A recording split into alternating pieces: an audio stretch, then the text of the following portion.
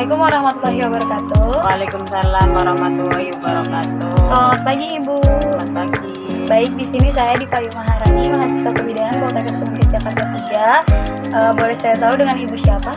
Ibu Siswanti. Baik, Ibu Siswanti. Apa boleh saya tahu Ibu apa memiliki anak balita atau tidak? Punya Umur berapa tahun? 3 tahun. 3 tahun. Baik Ibu, di sini saya akan melakukan diskusi atau sharing-sharing aja tentang gizi seimbang pada balita. Apa Ibu bersedia?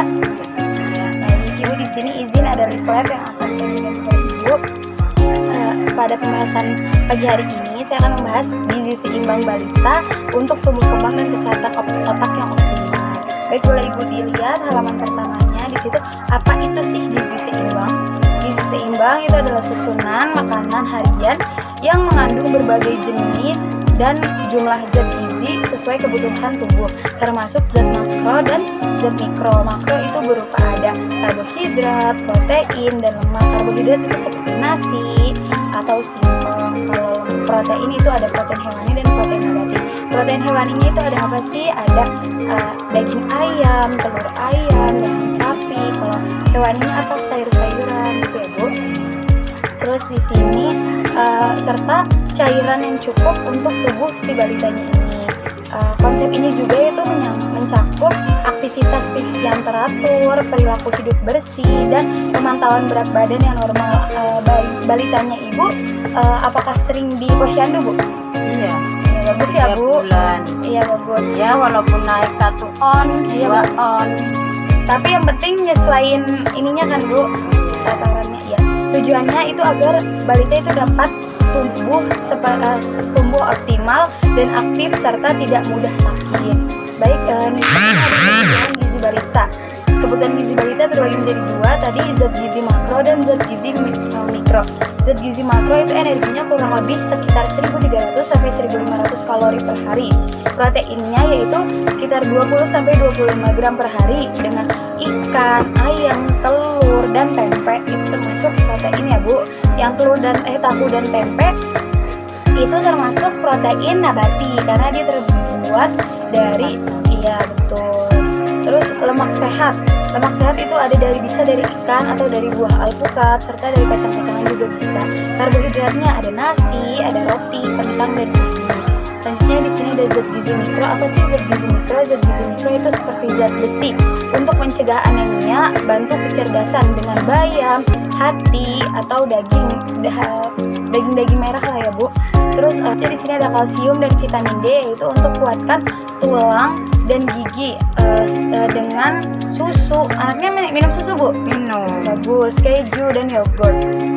Selanjutnya ada vitamin A dan C yaitu sebagai daya tahan serta kesehatan mata. Bisa mengkonsumsi dengan wortel, jeruk ataupun pepaya.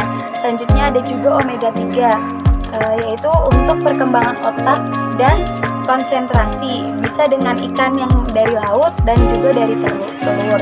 Selanjutnya apa sih peran orang tua nih dalam perkembangan gizi balita? Yaitu menyediakan makanan yang bergizi dan bervariasi. Kenapa sih harus bervariasi? Supaya balitanya juga nggak bosan Bu sama makanan-makanan yang itu terus. Iya betul. Selanjutnya itu untuk menghindari makanan yang tinggi gula, garam, dan lemak supaya anaknya tuh nggak makan gula terus-terusan karena kan kalau kebanyakan gula juga nggak bagus ya Bu buat kedepannya. Terus juga membiasakan anak mencuci tangan sebelum makan supaya kita nggak tahu kan tangan mereka habis pegang apa, ntar ada kuman ataupun ada virus. Nanti kalau misalnya masuk makanannya kan ntar masuk ke tubuhnya mereka juga. Terus memberikan contoh makanan sehat dan yang teratur, kayak makan tuh harus teratur pagi, siang, sore itu tuh harus tepat waktu. Terus juga menciptakan suasana makanan yang menyenangkan. Jadinya tuh jangan dipaksa Bu kalau anak makan tuh biar gimana caranya mereka bersedia untuk makan, biar mereka juga nyaman sama makanan apa yang Ibu sediakan gitu. Terus juga membantu berat badan dan perkembangan anak.